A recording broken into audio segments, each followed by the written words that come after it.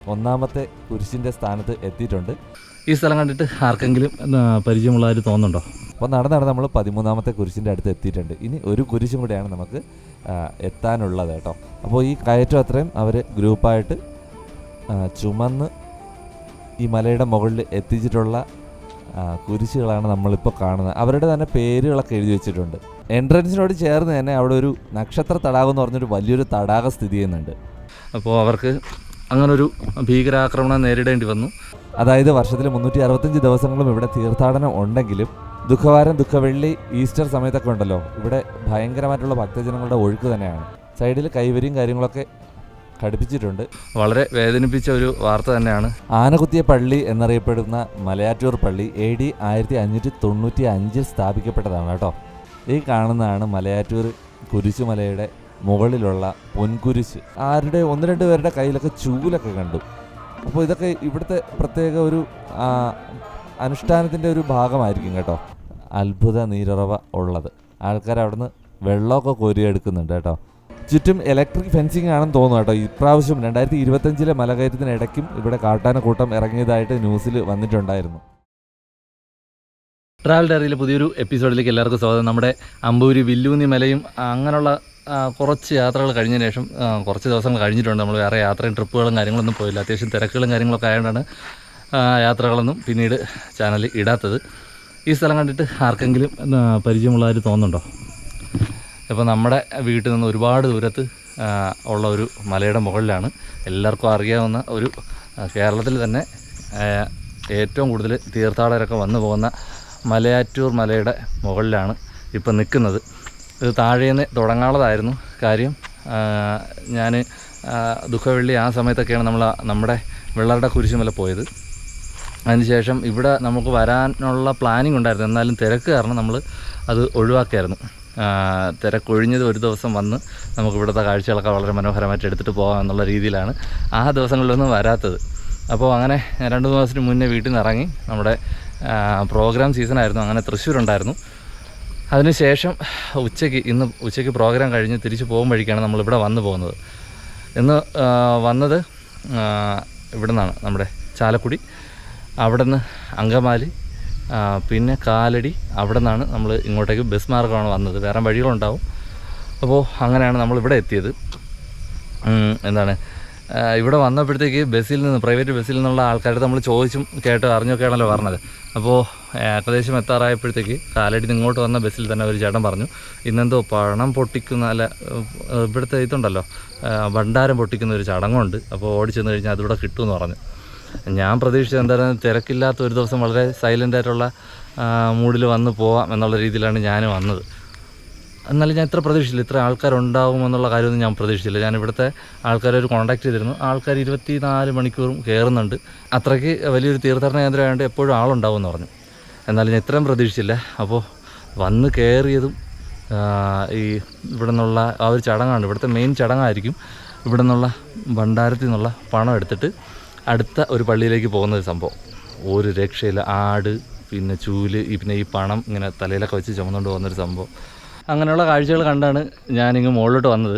ഇപ്പോൾ മുകളിലെത്തിയിട്ടുണ്ട്. താഴെ മുതൽ 1 മുതൽ 14 വരെ ഉള്ള ഒരു കുരിശിൻ്റെ സ്ഥലങ്ങൾ സെറ്റ് ചെയ്തിട്ടുണ്ട്. മെഴുകുതിരി കത്തിക്കാനും പ്രാർത്ഥിക്കാനും നേർച്ചയിടാനും ഒക്കെ ഉള്ള കാര്യങ്ങൾ ചെയ്തിട്ടുണ്ട്. 14 സ്ഥലങ്ങളിലായിട്ട് കുരിശ് വച്ചിട്ടുണ്ട്. പിന്നെ കയറി വരുന്ന വഴിക്ക് കുടിവെള്ളങ്ങൾ ഉണ്ട്.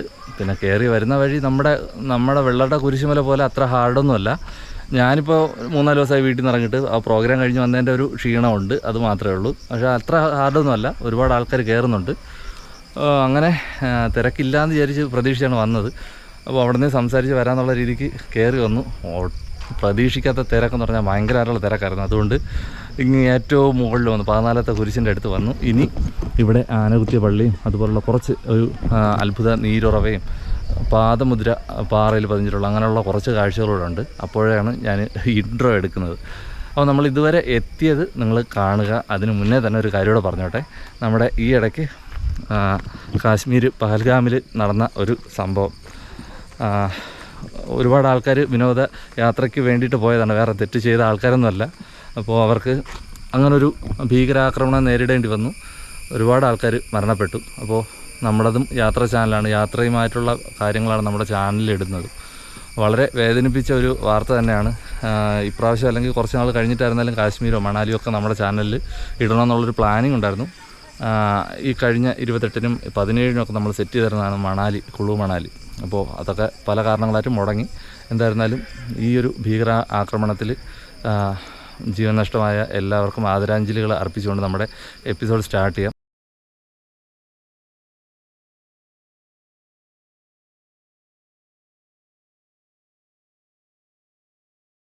കേരളത്തിലെ തന്നെ ഏറ്റവും പേരുകേട്ട തീർത്ഥാടന സ്ഥലങ്ങളിൽ ഒന്നാണ് ഈ മലയാറ്റൂർ തീർത്ഥാടന കേന്ദ്രം.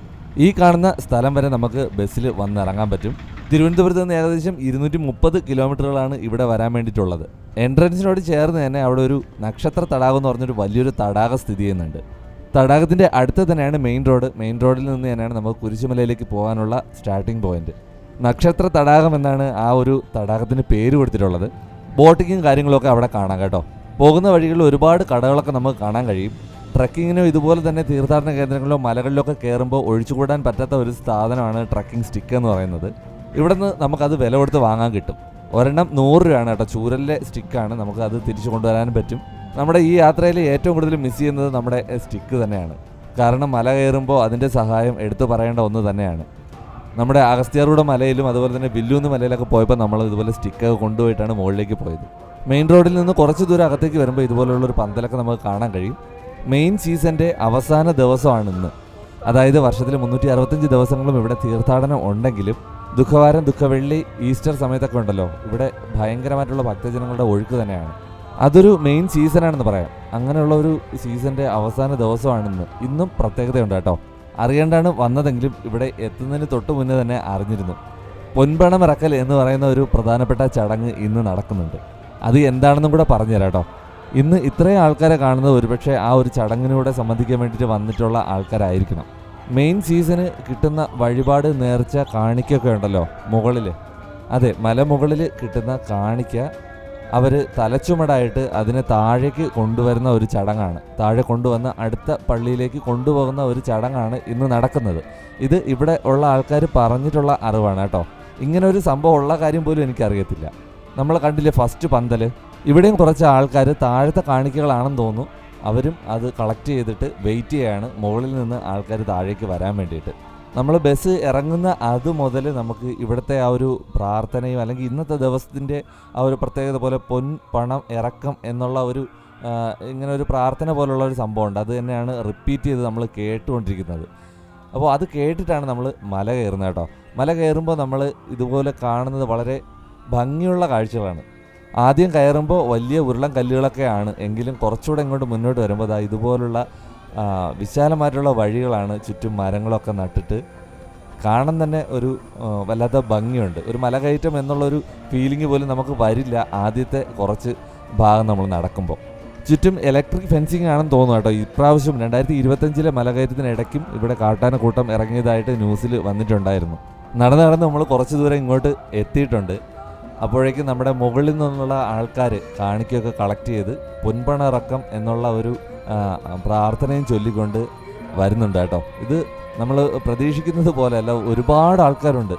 നമ്മൾ വിചാരിക്കും കുറച്ച് ആൾക്കാർ, ഈ ഫ്രണ്ടിൽ കാണുന്ന ആൾക്കാരെ ഉള്ളെന്ന്.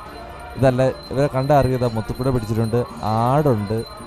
പിന്നെ മിക്ക ആൾക്കാരുടെയും തലയിൽ ആ കാണിക്കുകയാണെന്ന് തോന്നുന്നു. അത് കെട്ടി പ്ലാസ്റ്റിക് കവറിൽ പൊതിഞ്ഞിട്ട് അവർ തലയിൽ വെച്ചിട്ടാണ് കൊണ്ടുവരുന്നത്.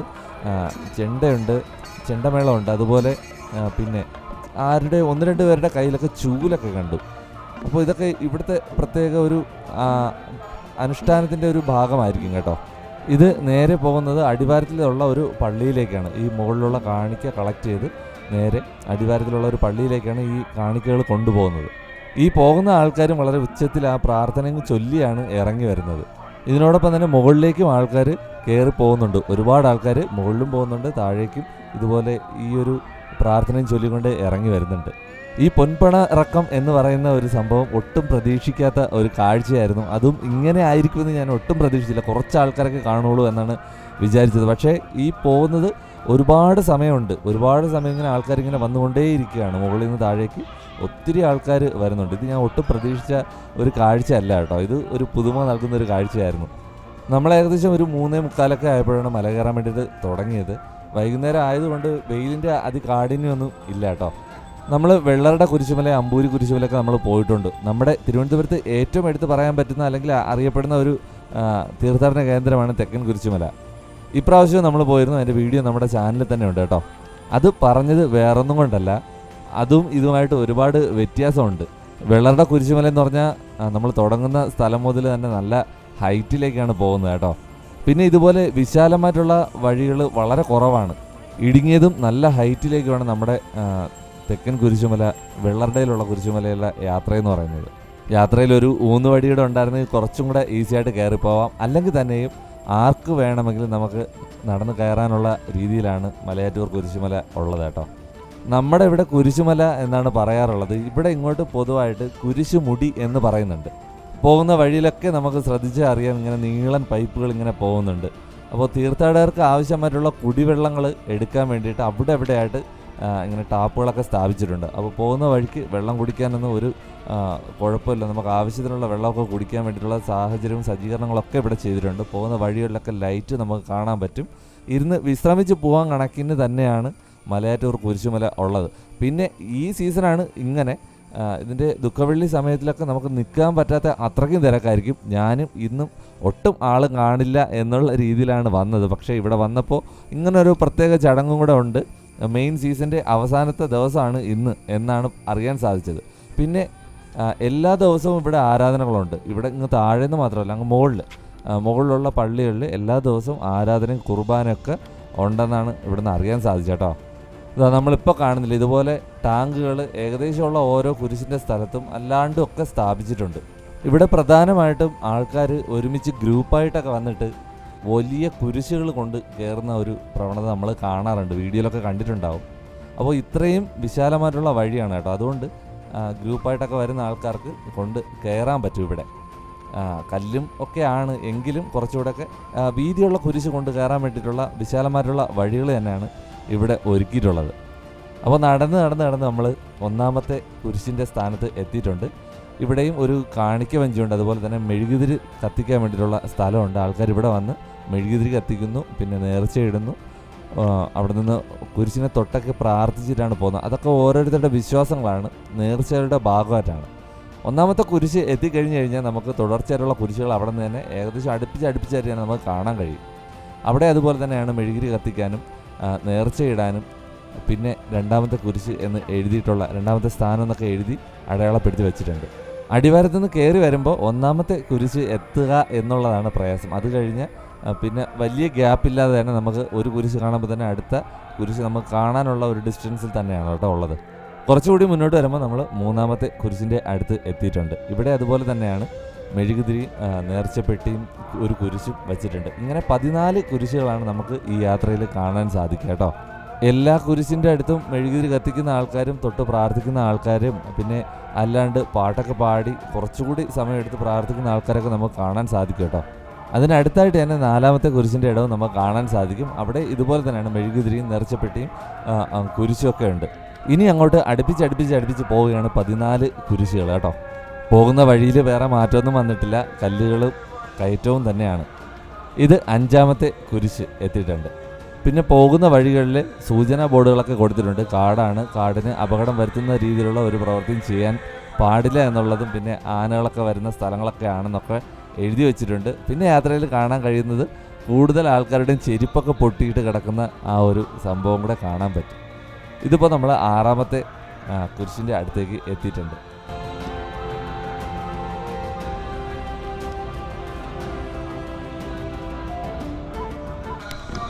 കൊള്ളാം, നല്ലൊരു ട്രക്കിംഗ് അനുഭവമാണ് കേട്ടോ. മുന്നേ വന്നിട്ടുണ്ട്, ഭയങ്കര തിരക്കായിപ്പോയി. കുറച്ചുകൂടെ മുകളിൽ ഇത് 7ാമത്തെ കുരിശിൻ്റെ സ്ഥലത്തേക്കാണ് നമ്മൾ എത്തിയിരിക്കുന്നത്. ഇത്ര സമയം കൊണ്ട് നമ്മൾ കയറി ഇറങ്ങണം എന്നൊന്നും ഇല്ലാത്ത ആൾക്കാരാണെങ്കിൽ ഉറപ്പായിട്ടും വളരെ നല്ലൊരു ട്രെക്കിംഗ് എക്സ്പീരിയൻസും അതുപോലെ തന്നെ ഈ തീർത്ഥാടന കേന്ദ്രമായതുകൊണ്ട് നമുക്ക് പ്രാർത്ഥിക്കാനുള്ള ഒരു നല്ലൊരു ആംബിയൻസും ഒക്കെ നമുക്ക് കിട്ടും. പതുക്കെ കയറുകയാണെങ്കിൽ ഒരു ക്ഷീണമില്ലാതെ തന്നെ നമുക്ക് മലയാറ്റൂർ മല കയറി ഇറങ്ങാൻ പറ്റുന്നതാണ് കേട്ടോ. ഇത് 8ാമത്തെ കുരിശിൻ്റെ സ്ഥാനമാണ്. കുറച്ചുകൂടെ മുകളിലായിട്ട് തന്നെ 9ാമത്തെ കുരിശിൻ്റെ സ്ഥാനം. മലയാറ്റൂർ ചർച്ചും അതുപോലെ ഈ തീർത്ഥാടന കേന്ദ്രവും ഈ സ്ഥലങ്ങളെല്ലാം വരുന്നത് എറണാകുളം ജില്ലയിലാണ് കേട്ടോ. മലയും ആറും ഊരും കൂടെ ചേർന്ന് വരുന്ന ഒരു സ്ഥലമായതിനാലാണ് മലയാറ്റൂർ എന്ന് പേര് വരാൻ കാരണമെന്ന് വിശ്വസിക്കപ്പെടുന്നു. അപ്പോൾ നടന്ന് നമ്മളിപ്പോൾ 10ാമത്തെ കുരിശിൻ്റെ അടുത്തെത്തിയിട്ടുണ്ട്. സമുദ്രനിരപ്പിൽ നിന്ന് ഏകദേശം 1300 അടി മുകളിലാണ് കേട്ടോ ഈ കുരിശുമല സ്ഥിതി ചെയ്യുന്നത്. ക്രിസ്തുവിൻ്റെ ശിഷ്യനായ തോമസ് ലീഗയുടെ നാമധേയത്തിലാണ് ഈ പള്ളി സ്ഥാപിക്കപ്പെട്ടിട്ടുള്ളത്. വർഷം തോറും കേരളത്തിൻ്റെ അല്ലെങ്കിൽ രാജ്യത്തിൻ്റെ പല ഭാഗത്തു നിന്ന് ആയിരക്കണക്കിന് ആൾക്കാരാണ് ഇവിടെ വന്നു പോകുന്നത്. അതിന് കാരണം കത്തോലിക്ക സഭ ഇതിനെ അന്താരാഷ്ട്ര തീർത്ഥാടന കേന്ദ്രമായിട്ട് തന്നെ അംഗീകരിച്ചിട്ടുണ്ട്. ഇപ്പോൾ നമ്മൾ 11ാമത്തെ കുരിശിൻ്റെ സ്ഥാനത്തേക്ക് എത്തിയിട്ടുണ്ട് കേട്ടോ. AD 52-ലാണ് തോമസ് ലീഗ ഈ പറയുന്ന മലയാറ്റൂർ ഭാഗങ്ങളിൽ വരികയും ഇവിടെ പ്രാർത്ഥനയിൽ മുഴുകിയിരിക്കുകയും ചെയ്തു എന്ന് വിശ്വസിക്കപ്പെടുന്നത്. തെക്കൻ കുരിശുമലയുടെ മുകളിൽ നമുക്കൊരു കുരിശ് മാത്രമാണ് കാണാൻ സാധിക്കുക. അവിടെ പോയിട്ട് പ്രാർത്ഥിച്ചിട്ട് ഇറങ്ങുന്ന ഭക്തജനങ്ങളെയും ഒരുപാട് ആൾക്കാർ അവിടെയും വന്നു പോകുന്നുണ്ട്. എന്നാൽ ഇവിടെ നമ്മൾ മുകളിൽ പോയി കഴിഞ്ഞാൽ നമുക്ക് വേറെയും കുറച്ച് കാര്യങ്ങളുടെ കാണാനുണ്ട്. മുകളിൽ ആനകുത്തിയ പള്ളി എന്ന് പറഞ്ഞിട്ട് ഒരു പള്ളിയുണ്ട്, പിന്നെ പൊൻകുരിശുണ്ട്, പിന്നെ തോമസ് ലീഗയുടെ തന്നെ പാദമുദ്ര പതിഞ്ഞിട്ടുള്ളതാണെന്ന് വിശ്വസിക്കപ്പെടുന്ന ഒരു സെക്ഷനുണ്ട്. പിന്നെ കുറച്ച് ബിൽഡിങ്ങും കാര്യങ്ങളൊക്കെ നമുക്ക് മുകളിൽ കാണാൻ കഴിയും കേട്ടോ.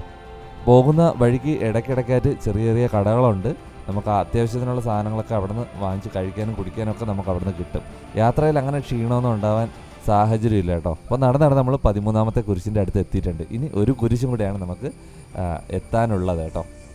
ആദ്യം തന്നെ പറഞ്ഞിട്ട് 1ാമത്തെ കുരിശ് കഴിഞ്ഞ് നമ്മൾ പിന്നെ അടിക്കടിയായിട്ട് കുരിശുകൾ നമുക്ക് കാണാൻ പറ്റും. ഒരു കുരിശ് കഴിയുമ്പോൾ തന്നെ അടുത്ത കുരിശ് നമുക്ക് തൊട്ടടുത്തായിട്ട് തന്നെ കാണാൻ പറ്റും. വലിയ ദൂരമൊന്നും ഉണ്ടാകത്തില്ല. ഇതാണ് കേട്ടോ ലാസ്റ്റത്തെ കുരിശ്, 14ാമത്തെ. അപ്പോൾ നമ്മൾ ഏറ്റവും ടോപ്പിൽ എത്തിയിട്ടുണ്ട്. ഇവിടെ കുറച്ച് ആൾക്കാർ ഗ്രൂപ്പായിട്ട് വന്നിട്ട് അവർ അവിടെ നിന്ന് പാട്ടൊക്കെ പാടി പ്രാർത്ഥിക്കുകയാണ് കേട്ടോ. ഇനി നമ്മുടെ കുരിശിൻ്റെ സ്ഥാനങ്ങളൊക്കെ കഴിഞ്ഞു. നമ്മൾ അത് കഴിഞ്ഞിട്ടുള്ള കാഴ്ചകളാണ് നമ്മൾ ഇനി കാണാൻ പോകുന്നത്. ഞാൻ കാഴ്ചകളെന്ന് പറയുമ്പോൾ ഇത് തീർത്ഥാടന കേന്ദ്രമാണ്, ആ ഒരു ഇതിൽ മാത്രം എടുക്കുക കേട്ടോ. ഇവിടുത്തെ പ്രധാനമായിട്ടുള്ള ഒരു നേർച്ച എന്ന് തന്നെ പറയാം ഇതുപോലുള്ള കുരിശുകൾ കൊണ്ടുവരിക. നമ്മൾ ചില റീലിലൊക്കെ കണ്ടിട്ടുണ്ടാവും അല്ലേ, വലിയ കുരിശുകൾ കൊണ്ടുവരിക പാട്ടും പാടിയിട്ട്. അങ്ങനെ കൊണ്ടുവന്നിട്ടുള്ള ഒരുപാട് കുരിശുകൾ നമുക്കിവിടെ ചുറ്റും കാണാൻ പറ്റും കേട്ടോ. അതിന് മുന്നേ ആയിട്ട് നമ്മൾ കയറി വരുമ്പോൾ നമ്മൾ ഇനി ഇതിന് മുകളിൽ എങ്ങോട്ടൊക്കെ പോകണം, എന്തൊക്കെയാണ് നമുക്കിവിടെ കാണാൻ പറ്റുക എന്നുള്ള കാര്യങ്ങളൊക്കെ ഒരു ബോർഡിൽ വളരെ വ്യക്തമായിട്ട് എഴുതി വെച്ചിട്ടുണ്ട് കേട്ടോ. നേരത്തെ പറഞ്ഞ പോലെ പാദമുദ്ര കാണാൻ പറ്റും, പൊൻകുരിശ്, പിന്നെ പള്ളികളുണ്ട്, ആനകുത്തിയ പള്ളിയുണ്ട്, നേർച്ച സംഭാവനകളൊക്കെ കൊടുക്കാനുള്ള ഒരു സെക്ഷനുണ്ട്. അങ്ങനെ തുടങ്ങി കുറേ ബിൽഡിങ്ങുകൾ നമുക്ക് ഇവിടെ മുകളിൽ കാണാൻ കഴിയും. ഇതും പല ആൾക്കാർ താഴെ നിന്ന് അടിവാരത്തു നിന്ന് ചുമന്ന് കൊണ്ടുവന്ന ഭീമൻ കുരിശുകളാണ് കേട്ടോ. ഭീമൻ കുരിശുകളാണ്. അത് നമ്മൾ ആ ഒരു മരത്തിൻ്റെ വലിപ്പം തന്നെ കാണുമ്പോൾ മനസ്സിലാവും. അപ്പോൾ ഈ കയറ്റം അത്രയും അവർ ഗ്രൂപ്പായിട്ട് ചുമന്ന് ഈ മലയുടെ മുകളിൽ എത്തിച്ചിട്ടുള്ള കുരിശുകളാണ് നമ്മളിപ്പോൾ കാണുന്നത്. അവരുടെ തന്നെ പേരുകളൊക്കെ എഴുതി വെച്ചിട്ടുണ്ട്.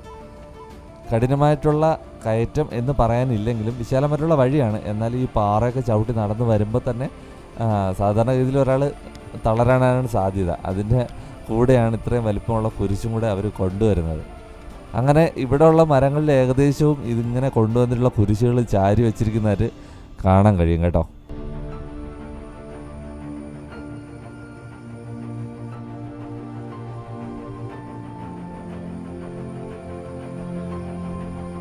നേരെ പോകുമ്പോൾ ഒരു മണ്ഡപം പോലുള്ള സ്ഥലമാണ് കേട്ടോ. പടിക്കെട്ടുകൾ കയറിയാണ് നമ്മൾ പോകാനുള്ളത്. പോകുന്ന വഴിയിൽ നമ്മൾ നേരത്തെ കണ്ടതുപോലെ തന്നെ ഭീമൻ കുരിശുകളെല്ലാം മരങ്ങളിൽ ചാരി വെച്ചിട്ടുണ്ട്. വരുന്ന തീർത്ഥാടകർ ഇവിടെ കയറി പ്രാർത്ഥിക്കാൻ ഉള്ള സജ്ജീകരണമായിരിക്കും ചെയ്തിട്ടുള്ളത്. എല്ലാവരും അങ്ങോട്ടേക്ക് തന്നെയാണ് കയറുന്നത് കേട്ടോ.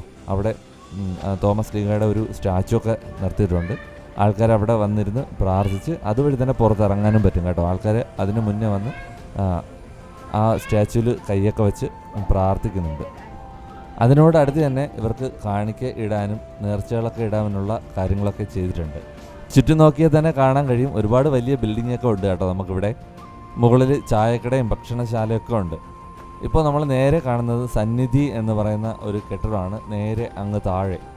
അപ്പോൾ അങ്ങനെയാണ് ഇതുവരെയുള്ള കാര്യങ്ങൾ, അതായത് ഞാൻ ഇൻട്രോ പറഞ്ഞില്ലേ, അതിന് മുന്നേ നടന്ന കാര്യങ്ങൾ ഇത്രയൊക്കെയാണ് കേട്ടോ. ഇനി ബാക്കിയുള്ള കാഴ്ചകൾ കാണാം.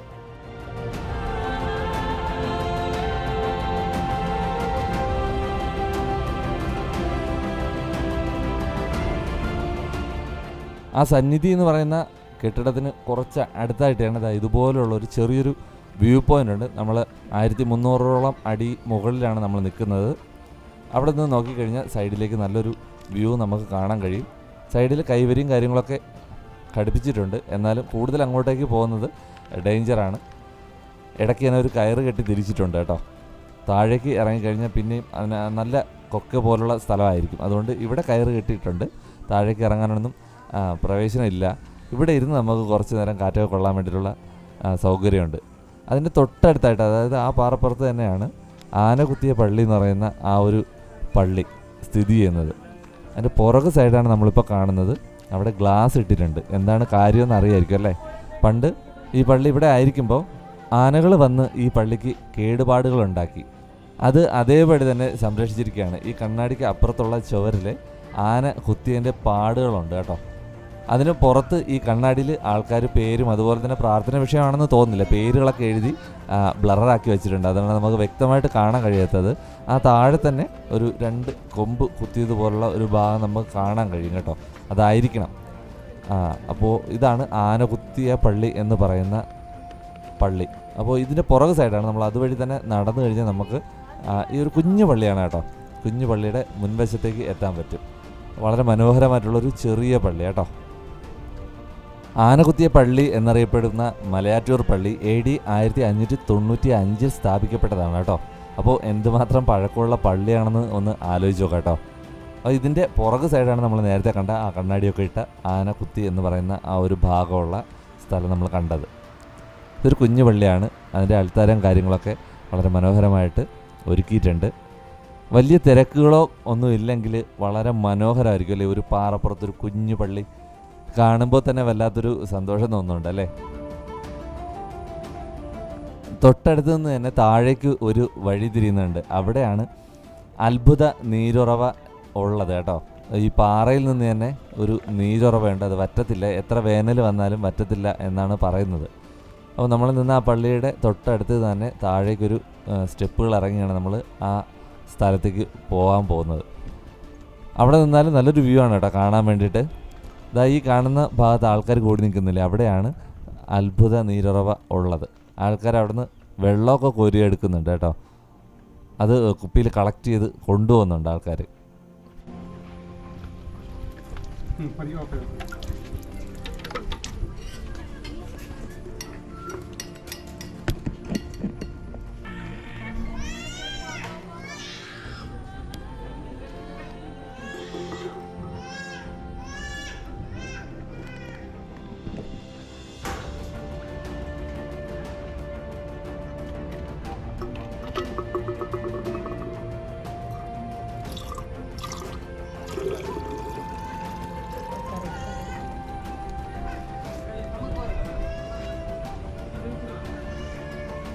ആനകുത്തിയ പള്ളി അതിൻ്റെ തൊട്ട് ഫ്രണ്ടിലായിട്ടാണ് ഈ പള്ളിയും സ്ഥിതി ചെയ്യുന്നത് കേട്ടോ. ഇതിനകത്ത് ആൾക്കാരൊക്കെ ഒരുപാടുണ്ട്. കുറച്ചും കൂടെ വലിയ പള്ളിയാണ് ഈ കാണുന്നത്.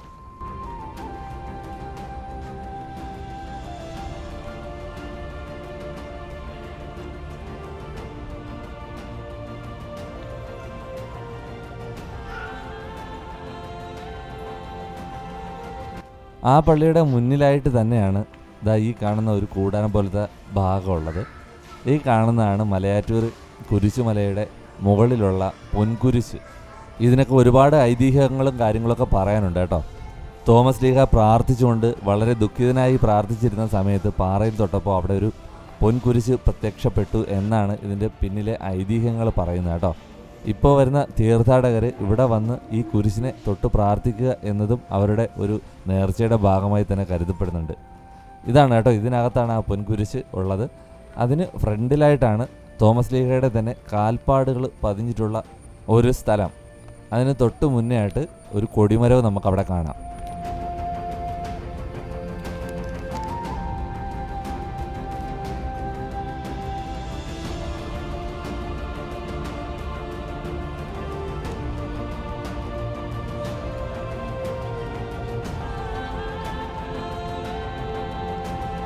ഈ ഒരു ചെറിയൊരു കൂടാരത്തിനകത്ത് വേറൊരു സെക്ഷനായിട്ട് തന്നെ പാദമുദ്രകൾ വേർതിരിച്ചിട്ടുണ്ട്. അതിനകത്തേക്ക് നോക്കുമ്പോൾ പെട്ടെന്ന് പിടികിട്ടണമെന്നില്ല, 2 സർക്കിളുകളായിട്ട് മാറ്റിയിട്ടുണ്ട് കേട്ടോ. അപ്പോൾ അത് രണ്ടും കാൽപ്പാടുകളായിട്ടാണ്. ഒന്നാമത്തെ സർക്കിളിനകത്ത് നമ്മൾ ശ്രദ്ധിച്ചു കഴിഞ്ഞാൽ നമുക്ക് കാണാൻ പറ്റും.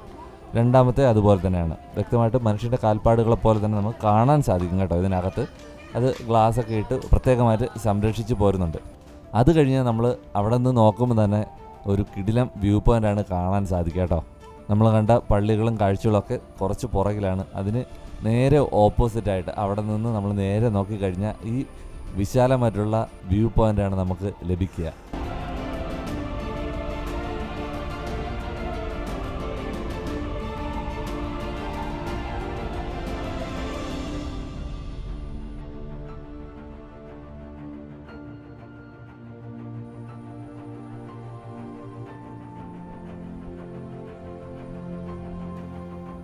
ഇത്തരം കാര്യങ്ങളൊക്കെയാണ് നമുക്ക് മലയുടെ മുകളിലും അതുപോലെ തന്നെ അടിവാരത്ത് നിന്ന് മുകളിലേക്ക് എത്തുന്നതിന് ഇടയ്ക്കുള്ള കാഴ്ചകളൊക്കെ. ഇനി മല ഇറക്കമാണ്. കുറച്ച് സ്റ്റെപ്പുകളിലൂടെ ഇറങ്ങിക്കഴിഞ്ഞ് കഴിഞ്ഞാൽ നമ്മൾ നേരത്തെ കയറി വന്ന വഴിയിലേക്കാണ് ഈ സ്റ്റെപ്പുകൾ ചെന്നെത്തുക. അത് കഴിഞ്ഞ് കഴിഞ്ഞാൽ നമ്മുടെ ഇനി മല ഇറക്കമാണ്. ഈ മലകയറ്റം എന്ന് പറയുന്നത് പലരുടെയും നേർച്ചകളും പ്രാർത്ഥനകളും ഒക്കെ വഹിച്ചുകൊണ്ടാണ് ആൾക്കാർ മുകളിലേക്ക് വരിക. എനിക്കെന്തായാലും നല്ലൊരു ട്രക്കിംഗ് എക്സ്പീരിയൻസാണ് ഇവിടെ നിന്ന് കിട്ടിയത് കേട്ടോ. വർഷങ്ങൾക്ക് മുന്നേ ഒരിക്കൽ വന്നിട്ടുണ്ട്, എങ്കിലും അന്ന് വീഡിയോ ഒന്നും ചിത്രീകരിക്കാൻ കഴിഞ്ഞിട്ടില്ല. നമ്മുടെ ചാനലിൽ ഇതുവരെയും മലയാറ്റൂരിൻ്റെ വീഡിയോസ് ഒന്നും തന്നെ വന്നിട്ടില്ല. കുറച്ച് നാളത്തെ ആഗ്രഹമാണ് മലയാറ്റൂർ പോകണമെന്നുള്ളത്. അപ്പോൾ എന്തായിരുന്നാലും ഇന്ന് അത് സാധിച്ചു കേട്ടോ. നമ്മൾ തിരിച്ചിറങ്ങിയാണ്. നല്ല തിരക്കാണ്, അതുകൊണ്ടാണ് വീഡിയോ പലയിടത്ത് വെച്ച് ഞാൻ ഷൂട്ട് ചെയ്യാതെ ഫ്രണ്ട് വ്യൂ മാത്രം കാണിച്ചുകൊണ്ട് പോയത്. ടോപ്പിലോട്ട് കയറി നമ്മൾ അവിടുത്തെ കാഴ്ചകളെല്ലാം കാണിച്ചു. ഇന്ന് വന്നതുകൊണ്ട് മാത്രം നമ്മൾ ഇവിടുത്തെ കാണിക്ക എടുത്തുകൊണ്ട് പോകുന്ന ആ ഒരു സംഭവം കാണാൻ പറ്റി. അപ്പോൾ 3:30 ആയപ്പോൾ കയറാൻ തുടങ്ങി. ഇപ്പോൾ 5:45 പോകുന്നു. തിരിച്ചിറങ്ങുകയാണ്. ഇപ്പോഴും അത്യാവശ്യം നല്ല തിരക്കുണ്ട്, ഒരുപാട് ആൾക്കാർ വന്നു പോകുന്നുണ്ട്. സംഭവം വേറെ ഒന്നുമല്ല, ഇന്നും കൂടെ ഉണ്ട്. ഇവിടുത്തെ തീർത്ഥാടനത്തിൻ്റെ മെയിൻ ഉള്ള ലാസ്റ്റ് ദിവസമാണ് ഇന്നും കൂടെ. അതുകൊണ്ടാണ് ഇത്ര തിരക്കെന്ന് എനിക്ക് തോന്നുന്നു കേട്ടോ. അപ്പോൾ എന്നും പറയും പോലെ എന്താണ് എന്ന് പറയുന്നത് എന്നല്ലേ, ഒട്ടും സമയമില്ല. ഇനി മല ഇറങ്ങിയതിന് ശേഷമാണ് എനിക്ക് തിരിച്ച് തിരുവനന്തപുരത്തേക്ക് എത്താൻ വേണ്ടിയിട്ട്. ഒരു സമയം കഴിഞ്ഞ് കഴിഞ്ഞാൽ നമുക്ക് ഇവിടെ നിന്ന് പുറത്തേക്ക് ബസ് കിട്ടാനും ചാൻസ് കുറവാണ്. അതുകൊണ്ട് എന്തായിരുന്നാലും ഞാൻ ഫാസ്റ്റായിട്ട് താഴേക്ക് പോവുകയാണ്. നിങ്ങൾ ഒരിക്കലും മറക്കരുത്, വീഡിയോ ഉറപ്പായിട്ടും ഇഷ്ടപ്പെട്ടെങ്കിൽ ലൈക്ക് ചെയ്യാനും ഷെയർ ചെയ്യാനും സബ്സ്ക്രൈബ് ചെയ്യാനും, അതുപോലെ വീഡിയോയുടെ അഭിപ്രായങ്ങളും നിർദ്ദേശങ്ങളും നിങ്ങളൊന്ന് കമൻറ്റ് ബോക്സിലൂടെ അറിയിക്കുക കേട്ടോ. തുടർന്നും ഒരുപാട് വീഡിയോസ് നമ്മുടെ ചാനലിൽ യാത്ര സംബന്ധിക്കുന്ന ഒരുപാട് വീഡിയോസ് വരുന്നതായിരിക്കും. അഗസ്ത്യ റോഡും അതുപോലെ തന്നെ ഓൾ കേരള ട്രിപ്പും ഒക്കെ നമ്മുടെ ചാനലിൽ തന്നെ ഉണ്ട്. നമ്മൾ ഫാമിലിയായിട്ട് സോളോ ആയിട്ടൊക്കെ നടത്തിയ ഒരുപാട് യാത്രകൾ നമ്മുടെ ചാനലിൽ ഇപ്പോൾ തന്നെ ഓൾറെഡി ഉണ്ട്. ഇനിയും ചാനൽ മുന്നോട്ടേക്ക് പോകും. അപ്പോഴേക്ക് കൂടുതൽ വിശേഷങ്ങൾ നിങ്ങളിലേക്ക് എത്തും. അത് നിങ്ങൾക്ക് ലൈവായിട്ട് അറിയാൻ വേണ്ടി ചാനലൊന്ന് സബ്സ്ക്രൈബ് ചെയ്യുക. അതുപോലെ തന്നെ ബെൽ ബട്ടൺ കൂടെ ഒന്ന് അമർത്തി കഴിഞ്ഞാൽ ചാനൽ വീഡിയോ ഇടുമ്പോൾ അപ്പോൾ തന്നെ നിങ്ങൾക്ക് ലഭിക്കുന്നതായിരിക്കും കേട്ടോ. നമ്മുടെ തന്നെ ഒരു ചാനലാണ് ഗ്രേസ് മീഡിയ. അത് തിരുവനന്തപുരത്തും അകത്തും പുറത്തും ഒക്കെ നടക്കുന്ന നോട്ടിഫിക്കേഷൻസ് വരുന്ന ഒരു ചാനലാണ്. നിങ്ങൾക്ക് അത് ഉറപ്പായിട്ട് പ്രയോജനപ്പെടുകയാണെങ്കിൽ ഒന്ന് വിസിറ്റ് ചെയ്യുക. ഡിസ്ക്രിപ്ഷൻ ബോക്സിൽ ലിങ്ക് കൊടുത്തേക്കാം. നിങ്ങൾക്ക് പ്രയോജനപ്പെടുത്തുകയാണെങ്കിൽ ആ ചാനലും കൂടെ ഒന്ന് സപ്പോർട്ട് ചെയ്യാം കേട്ടോ. അടുത്ത ഒരു വീഡിയോയിൽ ഉടനെ തന്നെ കാണാമെന്ന വിശ്വാസത്തോടു കൂടി ബൈ.